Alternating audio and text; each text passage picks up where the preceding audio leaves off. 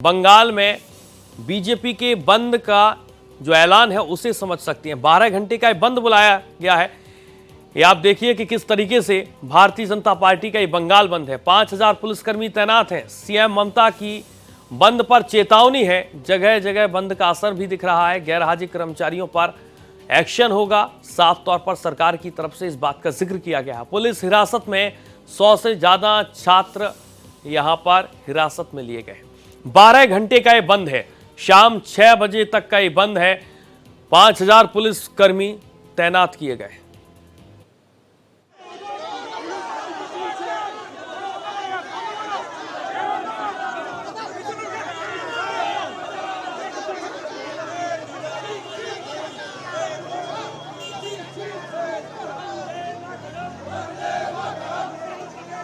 तो बंगाल बंद का असर दिखने लगा है। शहर शहर इसका असर देखा जा रहा है। नारे लगाए जा रहे हैं, न्याय की गुहार लगाई जा रही है। लेकिन आपको यह भी बता दें कि भारतीय जनता पार्टी ने सीएम ममता बनर्जी के इस्तीफे की मांग की है।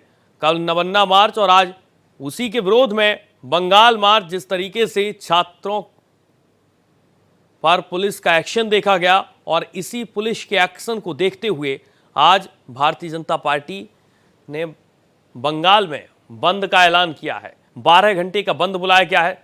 सुबह 6 बजे से शुरू हुआ ये बंगाल बंद शाम 6 बजे तक जारी रहने वाला है। भारतीय जनता पार्टी के कई नेता ऐसे बताए जा रहे हैं जिन्हें हिरासत में लिया गया है। सुबह से ही ये प्रदर्शनकारी ट्रेन को रोकने के लिए स्टेशन पर पहुंच जाते हैं, जहां पर पुलिस प्रशासन समझाता है इन प्रदर्शनकारियों को, लेकिन ये प्रदर्शनकारी मानने को तैयार नहीं है। इनका साफ तौर पर यही कहना है कि भारतीय जनता पार्टी किसी भी तरीके से न्याय इस मामले में चाहती है और बंगाल की मुख्यमंत्री ममता बनर्जी को इसका मतलब साफ है, कानून व्यवस्था पूर्ण तरीके से पश्चिम बंगाल में ध्वस्त हो चुकी है और जिस प्रकार से टीएमसी का मतलब अब बन चुका है तानाशाही मानसिकता और कल्चर, और इस तानाशाही मानसिकता और कल्चर के चलते जो भी हथकंडा, जो भी साजिश अपनाई जा सके जनता के द्वारा प्रदर्शन को या जनता के द्वारा बंद को सैबोटाज करने के लिए, रोकने के लिए और उसे हिंसात्मक स्वरूप देने के लिए वो अपनाया जा रहा है। ये बड़ा चिंता का विषय है। इसमें जांच तो निष्पक्ष होनी चाहिए, परंतु सवाल ये बनता है कि कल जब छात्र नबन्ना अभियान चला रहे थे तो जिस प्रकार से ममता दीदी नहीं, डिक्टेटर दीदी ने उन्हें रोकने के लिए हर संभव प्रयास किए, कंटेनर, लाठी, डंडे, hockey stick, barricade, water cannon, उसके बाद भी सत्य की आवाज को दबा ना पाए। और बीजेपी का बंगाल बंद का असर कितना देखा जा रहा है, खासकर पश्चिम बंगाल में। ये तस्वीरें आप देखिए और इस पर ज्यादा जानकारी के साथ सीधे न्यूज रूम चलेंगे, जहां पर कृष्ण मोहन शर्मा हमारे साथ लाइव जुड़ चुके हैं। कृष्ण मोहन, पहले तो अपडेट जानकारी दीजिएगा कि बंगाल में किस तरीके से बीजेपी का जो बंद का ऐलान है इसका किस तरीके से असर देखा जा रहा है, क्योंकि साफ तौर पर यहां पर अभी मामला थमने वाला तो नहीं है। एक तरफ भारतीय जनता पार्टी है तो दूसरे तरफ ममता बनर्जी की सरकार है। व्यापक असर देखा जा रहा है इस बंद का। बंगाल बंद का आह्वान भारतीय जनता पार्टी ने 12 घंटे के लिए किया है। कल चलो नबन्ना नारा दिया था वहाँ के छात्रों ने, और आज बंगाल बंद की बात की जा रही है। तो जैसे उन्होंने कहा कि टीएमसी को जिस तरीके से लोग परिभाषित कर रहे थे, तो उसमें टीएमसी को अलग अलग तरीके से लोग परिभाषित कर रहे हैं, और परिभाषित करने के साथ साथ ममता बनर्जी पे एक मेंटल प्रेशर ये बनाना चाहते हैं कि ममता बनर्जी आए और जनता के बीच में माफ़ी मांगे। लेकिन ममता बनर्जी उस पर कहीं पे भी झुकने को तैयार नहीं है और वो कह रहे हैं कि उनकी जो एजेंसी काम कर रही है ठीक कर रही है। इसको एक तरीके से इसको पॉलिटिकल एरोगेंस कहते हैं, और पॉलिटिकल एरोगेंस किसी भी पार्टी के लिए ठीक नहीं है। बहुत सारे ऐसे एग्जाम्पल हैं जब पॉलिटिकल एरोगेंस का मामला आया है और उसके बाद वो धरातल पर नजर आए हैं। तो ये मामला चूंकि घर घर से जुड़ा हुआ है, इसलिए ममता बनर्जी को इसकी संजीदगी और गंभीरता को समझना चाहिए। नहीं समझेंगी तो बाद में पछताएंगी। बिल्कुल कृष्ण मोहन, ये भी हम आपसे समझना चाहेंगे, क्योंकि एक तरफ प्रदर्शन, पहले डॉक्टर सड़क पर उतरे, अब सियासी पार्टियां सड़कों पर उतरने लगी, तो प्रशासन के सामने तो कहीं ना कहीं एक बड़ी चुनौती है। प्रशासन के सामने चुनौती तो तब होगी ना जब प्रशासन मामले को गंभीरता से देखना चाहेगा। जब प्रशासन पूरे मामले के लीपापोती में खुद ही संलिप्त है तो वो टीएमसी के आंदोलनकारियों को सहयोग करता है। और उसके बाद भारतीय जनता पार्टी या छात्र जब विरोध करते हैं तो उसका प्रतिरोध करता है। तो ऐसे में निष्पक्षता का सवाल है, जो सुप्रीम कोर्ट भी कह रहा है, हाई कोर्ट भी कह रहा है, गवर्नर भी कह रहे हैं और विपक्ष के लोग भी कह रहे हैं कि ममता बनर्जी निष्पक्ष नहीं है। खास करके तब जब एक महिला के साथ इतना बड़ा दुराचार हुआ और एक महिला मुख्यमंत्री उस पर माफ़ी मांगने को तैयार नहीं है, बल्कि वो प्रधानमंत्री से पूछ रही है कि पूरे देश में जो 92 रेप होते हैं उसका क्या होगा। रेप चाहे वो देश में हो चाहे बंगाल में हो, मेरे घर में हो चाहे आपके घर में हो, ये एक संगीन अपराध है और इसके लिए मुख्यमंत्री को जनता से माफ़ी मांगनी चाहिए और वो परिवार जो इसका विक्टिम है उसको उचित मुआवजा देकर उसको सांत्वना देनी चाहिए। बिल्कुल कृष्णमोहन, जिस तरीके से एक तरफ मांग ये भी उठाई जा रही है कि आप तमाम तरीके के नियम कानून बना दिए जाते हैं, लेकिन ये घटनाएं नहीं रुक रही हैं। इन घटनाओं को अगर रोकना है तो एक बड़ा कदम उठाना चाहिए, चाहे फिर राज्य सरकार की बात हो या केंद्र सरकार की बात हो। सुप्रीम कोर्ट ने बहुत सख्त लहजे में कहा है कि आप कर क्या रहे थे, वहां पर सरकार पर सवाल उठाया, पुलिस प्रशासन पर सवाल उठाया। कहीं ना कहीं ये नाकामयाबी बीते 30 से 35 सालों के भीतर एक बड़ी नाकामयाबी यहां पर रही है। देखिए, अगर आप बात कर रहे हैं कि रेप जैसे इंसिडेंट की, तो समाज में रेप जैसे इंसिडेंट को मिनिमाइज किया जा सकता है। अगर आप ये कल्पना करते हैं कि हमारा समाज जो है वो रेप मुक्त हो जाएगा, तो शायद ये कोर्ट भी इसकी कल्पना नहीं करता है। लेकिन मिनिमाइज करने का तरीका क्या हो सकता है? फांसी का प्रावधान हमारे पास है, फांसी दी गई है। वहीं पर धनंजय नाम के व्यक्ति को फांसी दी गई थी, जो बतौर गार्ड एक स्कूली छात्रा के साथ रेप करके उसकी हत्या कर दी थी। धनंजय चटर्जी का मामला सबको याद है। उसके बाद निर्भया गैंग रेप में क्या हुआ, वो तमाम ऐसे रेप इंसिडेंट है जिसमें लोगों को फांसी दी जाती है, उम्र कैद की सजा दी जाती है।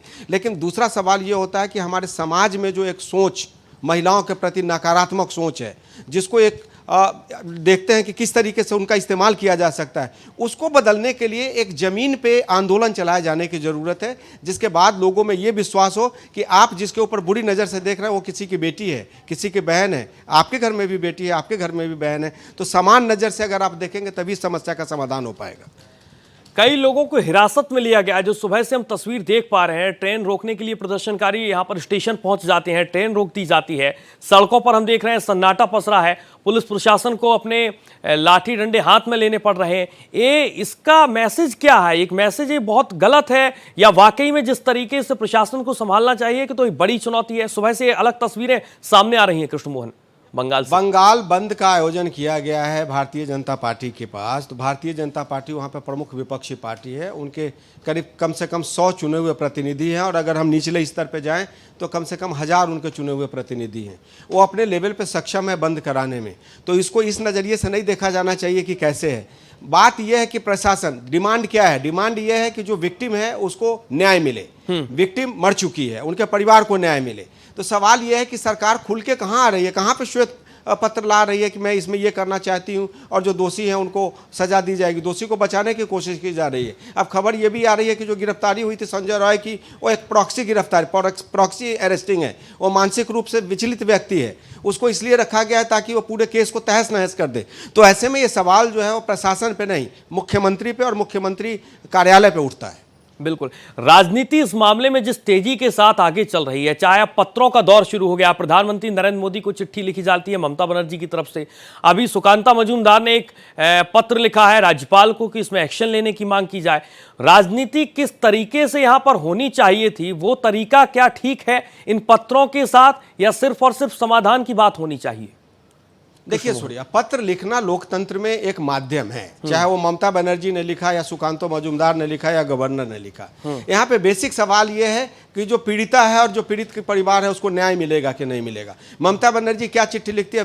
बिल क्लिंटन को चिट्ठी लिख देने से क्या हो जाएगा, या जो बिडेन को चिट्ठी लिख दे तो उससे क्या रेप की घटना बंद हो जाएगी? सवाल यह है कि जो दोषी है उसको आप सजा देने के लिए कितना आगे आ रही हैं। नरेंद्र मोदी उसमें क्या करेंगे? आपके प्रदेश की घटना है, लॉ एंड ऑर्डर आपके यहाँ की है। जब लॉ एंड ऑर्डर की बात आती है तो आप केंद्र सरकार को पत्र लिखती है कि हमारे यहाँ के लॉ एंड ऑर्डर में आप दखल मत दीजिए, और जब आप चीज़ें आउट ऑफ प्रोपोर्शन प्ले की जा रही है तो आप नरेंद्र मोदी से मदद मांग रही है। तो ये तो दोहरा चरित्र है वहाँ के सरकार का, वहाँ के एडमिनिस्ट्रेशन का। तो ये पत्र लिखने का कोई मतलब नहीं है। मतलब ये है कि जो वहाँ पे विक्टिम है उसको अधिकार के साथ उसको न्याय मिले, और जो दोषी है उसको फांसी की सजा मिले। बिल्कुल, सीबीआई इस मामले में कृष्णमोहन जी जिस तरीके से आगे बढ़ रही है, एक एक एंगल से जांच की जा रही है, दूसरी तरफ टास्क फोर्स का गठन है।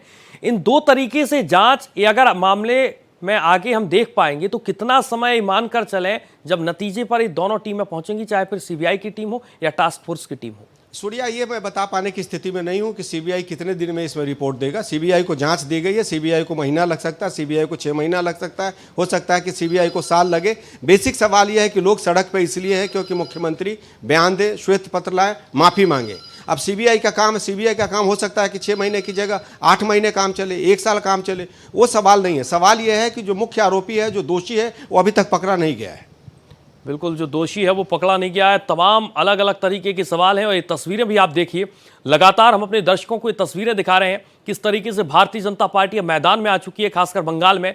और ये तस्वीरें आप देखिए, पुलिस प्रशासन यहाँ पर मुस्तैदी के साथ तैनात है, किसी भी तरीके से कोई अप्रिय घटना ना हो, पुख्ता इंतजाम किए गए हैं सुरक्षा के मद्देनजर। बहुत शुक्रिया कृष्ण मोहन जी आपका तमाम जानकारी के लिए।